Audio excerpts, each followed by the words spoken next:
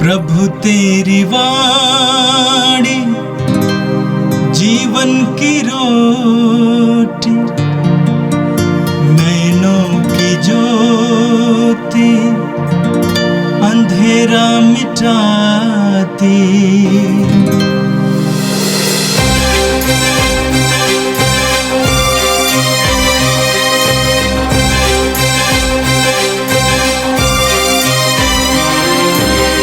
प्रभु तेरी वाणी जीवन की रोटी, नैनों की ज्योति अंधेरा मिटाती। प्रभु तेरी वाणी जीवन की रोटी, नैनों की ज्योति अंधेरा मिटाती। वाणी वाणी वाणी वाणी वाणी पवित्र है, शाश्वत है, जीवन का मन्ना है। 26 जून सोमवार। पहला पाठ उत्पत्ति ग्रंथ अध्याय 12 पद संख्या 1 से 9 तक। प्रभु ने अब्राहम से कहा, अपना देश, अपना कुटुंब और अपने पिता का घर छोड़ दो और उस देश जाओ जिसे मैं तुम्हें दिलाऊंगा। मैं तुम्हारे द्वारा एक महान राष्ट्र उत्पन्न करूंगा, तुम्हें आशीर्वाद दूंगा और तुम्हारा नाम इतना महान बनाऊंगा कि वह कल्याण का स्रोत बन जाएगा। जो तुम्हें आशीर्वाद देता है मैं उन्हें आशीर्वाद दूंगा, जो तुम्हें शाप देता है मैं उन्हें शाप दूंगा। तुम्हारे द्वारा पृथ्वी पर के वंश आशीर्वाद प्राप्त करेंगे। तब अब्राहम चला गया जैसा कि प्रभु ने उससे कहा था, और लोग उनके साथ गया। जब अब्राहम हारान छोड़कर चला गया तो उसकी अवस्था 75 वर्ष की थी। अब्राहम अपनी पत्नी सारा तथा अपने भतीजे लोत को अपने साथ ले गया और उनके द्वारा संचित समस्त संपत्ति तथा उन सब लोगों को भी जो उन्हें हारान में मिल गए थे। वे कानान देश चले गए। वहाँ पहुंचकर अब्राहम ने सिकोम नगर तक, मोरो के बालू तक उस देश को पार किया। उस समय कानानी उस देश में निवास करते थे। प्रभु ने अब्राहम को दर्शन देकर कहा, मैं ये देश तुम्हारे वंशजों को प्रदान करूँगा। अब्राहम ने वहाँ प्रभु के लिए, जिसे उसे दर्शन दिए थे, एक वेदी बनाई। उसने वहाँ से बेदल के पूर्व के पहाड़ी प्रदेश जाकर पहाड़ डाला। उसे पश्चिम में बेदल और पूर्व में आया था। उसने वहाँ प्रभु के लिए एक वेदी बनाई और प्रभु का नाम लेकर प्रार्थना की। इसके बाद अब्राहम जगह जगह पड़ाव डालते हुए नेगेव की ओर आगे बढ़ा। यह प्रभु की वाणी है। संत मत्ती के अनुसार पवित्र सुसमाचार अध्याय 7 वाक्य 1 से 5 तक। यीशु ने कहा, दोष नहीं लगाओ जिससे तुम पर भी दोष ना लगाया जाए, क्योंकि जिस प्रकार तुम दोष लगाते हो उसी प्रकार तुम पर भी दोष लगाया जाएगा, और जिस नाप से तुम नापते हो उसी से तुम्हारे लिए भी नापा जाएगा। जब तुम्हें अपने ही आंख की धरन का पता नहीं तो तुम अपने भाई की आंख का तिनका क्यों देखते हो? जब तुम्हारी ही आंख में धरन है तो तुम अपने भाई से कैसे कह सकते हो, मैं तुम्हारी आंख का तिनका निकाल दूं? रे ढोंगी, पहले अपनी ही आंख की धरन निकालो, तभी अपने भाई की आंख का तिनका निकालने के लिए अच्छी तरह देख सकोगे। ये प्रभु का दिव्य सुसमाचार है। ख्रिस्त प्रभु की जय। मेरे प्रिय भाई और बहनों, आज का पहला पाठ उत्पत्ति ग्रंथ के अध्याय 12 से लिया गया था। हमने इब्राहिम की बुलाहट के बारे में सुना। इब्राहिम की बुलाहट की कहानी हम सब के लिए एक बहुत सशक्त और सुंदर उदाहरण है, चुनौती है। वचन में आपने सुना, प्रभु ने अब्राहम से कहा, अपना देश, अपना कुटुंब और अपने पिता का घर छोड़ दो। प्रभु ने अब्राहम से कहा, अपना देश, अपना कुटुंब और अपने पिता का घर छोड़ दो और उस देश जाओ जिससे मैं तुम्हें दिखाऊंगा। मैं तुम्हारे द्वारा एक महान राष्ट्र उत्पन्न करूंगा, तुम्हें आशीर्वाद दूंगा और तुम्हारा नाम इतना महान बनाऊंगा कि वह कल्याण का स्रोत बन जाएगा। जो तुम्हें आशीर्वाद देते हैं मैं उन्हें आशीर्वाद दूंगा, जो तुम्हें शाप देते हैं मैं उन्हें शाप दूंगा। तुम्हारे द्वारा पृथ्वी भर के वंश आशीर्वाद प्राप्त करेंगे। तब अब्राहम चला गया जैसा कि प्रभु ने उससे कहा था, और लोट उसके साथ गया। जब अब्राहम हारान छोड़कर चला गया तो उसकी अवस्था 75 वर्ष की थी। हमने इब्राहिम की बुलाहट के बारे में सुना। इब्राहिम हारान देश के रहने वाले थे। वचन में आपने सुना इब्राहिम 75 साल के थे। हम जानते हैं 75 साल जिंदगी का अंतिम पड़ाव होता है। अंग्रेजी में कहते हैं time to wind up one's life. ऐसी उम्र में ईश्वर इब्राहिम को बुलाते हैं, कहते हैं कि इस देश को छोड़ दो, अपने पिता के देश, जिस देश में तुम बचपन से रहे हो इसको छोड़ दो, अपने परिवार को छोड़ो और उस देश की ओर चले आओ जिससे मैं तुम्हें दिखाऊंगा। सबसे पहली बात, जब प्रभु ने इब्राहिम से ये कहा तो इब्राहिम प्रभु के बारे में क्या जानते थे? कुछ नहीं जानते थे। ये प्रभु कौन है?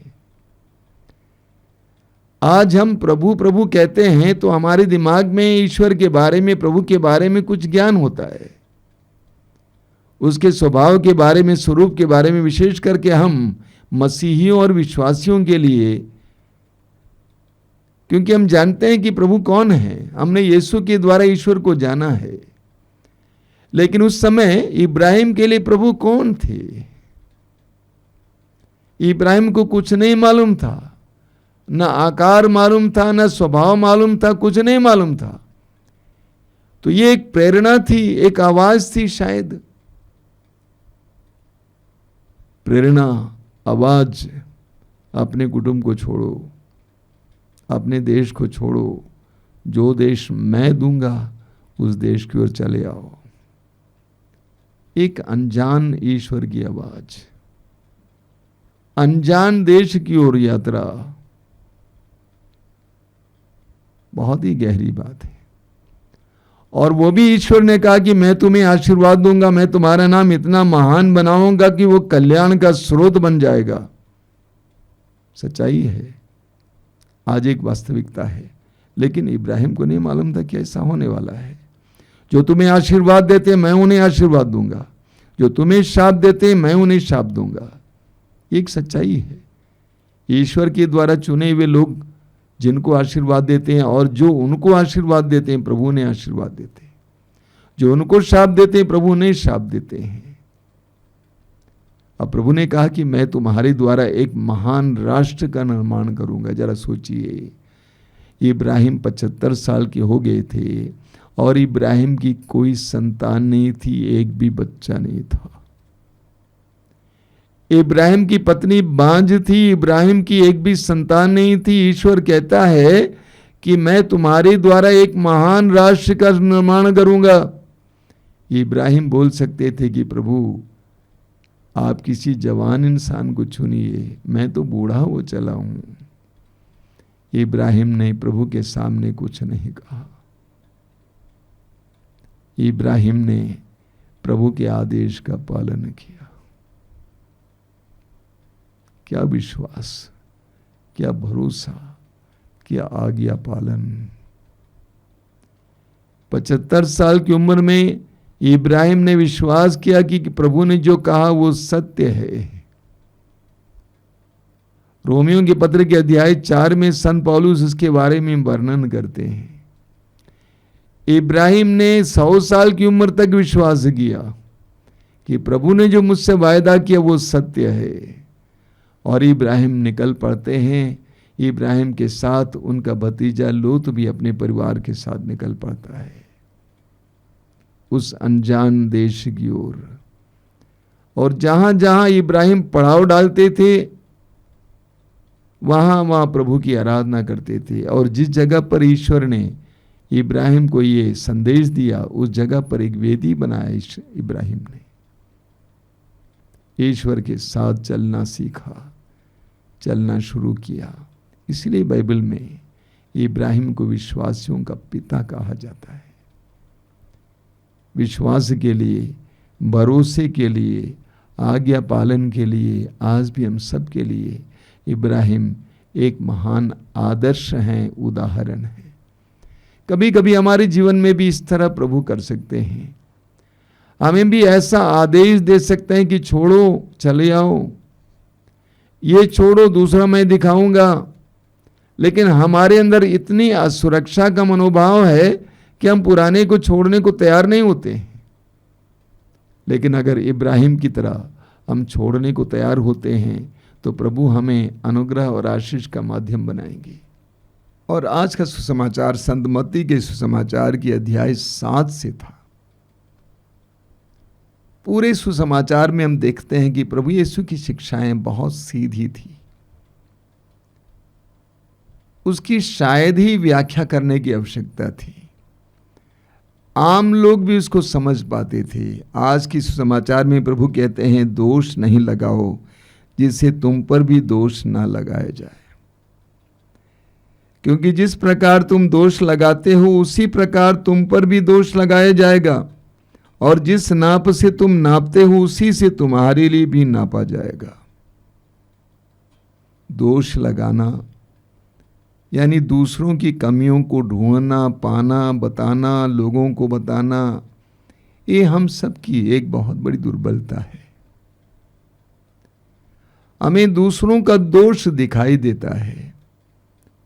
यूहन्ना के सुसमाचार के अध्याय 8 में हम जानते हैं कुछ लोगों ने एक नारी को पकड़ा जो व्यभिचार में पकड़ी गई थी, और यीशु के सामने लाए और यीशु से पूछे कि हम क्या करें, इसको मार डालें क्योंकि संहिता या हमारा नियम ये बताता है, या इसको छोड़ दें।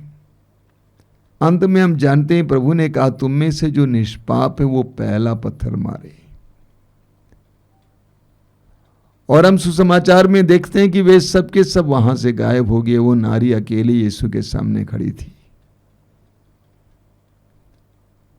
यानी उन सबको अब इस बात का एहसास हुआ कि वे पापी हैं, लेकिन उनकी एक उंगली उसकी ओर थी, उस नारी की ओर, बाकी उंगलियां अपनी ओर थी। हम सबकी भी यही कहानी है। हमें दूसरों की गलतियां, कमियां दिखाई देती हैं और हम उसको उजागर करते हैं, बोलते हैं। कारण तो स्पष्ट है, हमारी आंखें बाहर की ओर खुली हुई हैं और बाहर की चीजें दिखाई देती हैं, दूसरों की गलतियां दिखाई देती हैं। और इतना ही नहीं, हम में से कई लोगों में सिर्फ नकारात्मक चीजें देखने की क्षमता है, यानी दूसरों की खूबियां देख नहीं पाते हैं। दूसरों की अच्छाइयां कम दिखाई देती हैं, लेकिन दूसरों की बुराइयां ज्यादा दिखाई देती हैं। यह हमारी व्यक्तित्व की कमजोरी है। कई लोगों को दूसरों की अच्छाइयां दिखाई देती हैं, लेकिन कई लोगों को दूसरों की बुराइयां दिखाई देती हैं और हम दूसरों पर दोष लगाते हैं। प्रभु कहते हैं दोष नहीं लगाओ जिससे तुम पर भी दोष न लगाया जाए, क्योंकि जिस प्रकार तुम दोष लगाते हो उसी प्रकार तुम पर भी दोष लगाया जाएगा, और जिस नाप से तुम नापते हो उसी से तुम्हारे लिए भी नापा जाएगा। आगे प्रभु कहते हैं जब तुम्हें अपनी ही आंख की धरन का पता नहीं तो तुम अपने भाई की आंख का तिनका क्यों देखते हो। बहुत सुंदर बात है। प्रभु कहते हैं ये जान लो कि तुम्हारी आंख में भी एक धरन है। तुम्हारी आंख में धरन है और तुम बोलते हो दूसरों से कि मैं तुम्हारी आंख का तिनका निकाल दूंगा। आगे प्रभु कहते हैं जब तुम्हारी आंख में धरन है तो तुम अपने भाई से कैसे कह सकते हो मैं तुम्हारी आंख का तिनका निकाल दूं। रे ढोंगी, पहले अपनी आंख की धरन निकालो, तभी अपने भाई की आंख का तिनका निकालने के लिए अच्छी तरह देख सकोगे। प्रभु आज के दिन हमारे सामने एक बहुत बड़ी चुनौती रखते हैं। वो चुनौती है अपने को शुद्ध करो। इस संसार में सब लोगों को हम बदल नहीं सकते हैं, लेकिन एक व्यक्ति को हम बदल सकते हैं, वो हम स्वयं हैं। दूसरों की गलती के बारे में बोलने से पहले प्रभु कहते हैं अपने को तो सुधारो। प्रभु यीशु आज के सुसमाचार के द्वारा हम में से हर एक व्यक्ति से यह कहते हैं अपने को सुधारो। हमारी पारिवारिक जीवन को देखें, हमारे सामुदायिक और सामाजिक जीवन को देखें, हम कितना दूसरों की गलतियों के बारे में ही बोलते हैं। अपनी गलतियों को ढूंढना होगा। दूसरों से लड़ना आसान है, लेकिन अपने से लड़ना, अपनी कमजोरियों से लड़ना कठिन होता है। प्रभु आज हम में से हर एक से ये कहते हैं अपने को शुद्ध करो, अपने को देखो, मेरे अंदर क्या क्या कमियां हैं, शुद्ध हो जाओ, पवित्र हो जाओ, ताकि तुम दूसरों की मदद कर सको। आइए हम प्रार्थना करें। प्रभु यीशु धन्यवाद देते हैं तेरे इन पवित्र वचनों के लिए। आज के दोनों पाठों के लिए धन्यवाद देते हैं। इब्राहिम की बुलाहट के द्वारा जो विश्वास का संदेश हमें दिया गया, इसके लिए धन्यवाद देते हैं। और तूने हमसे कहा है कि हम दूसरों में दोष ना ढूंढें, बल्कि उनकी अच्छाइयों को देखें और अपने को शुद्ध करें। इसके लिए धन्यवाद देते हैं। प्रभु यीशु हमें ज्ञान दीजिए, प्रज्ञा दीजिए, ताकि हम अपने आप को परख सकें, जान सकें और दूसरों की मदद कर सकें। प्रभु इन वचनों को सुनने वाले मेरे भाई बहनों को आशीर्वाद देना। आज का संपूर्ण दिन उनके लिए कृपा का दिन बने, आशीष का दिन बने। हमारी प्रार्थना को ग्रहण कर, आमीन। प्रभु तेरी वाणी जीवन की रोटी, नैनों की ज्योति अंधेरा मिटाती। वाणी वाणी वाणी वाणी वाणी पवित्र है, शाश्वत है, जीवन का मन्ना है।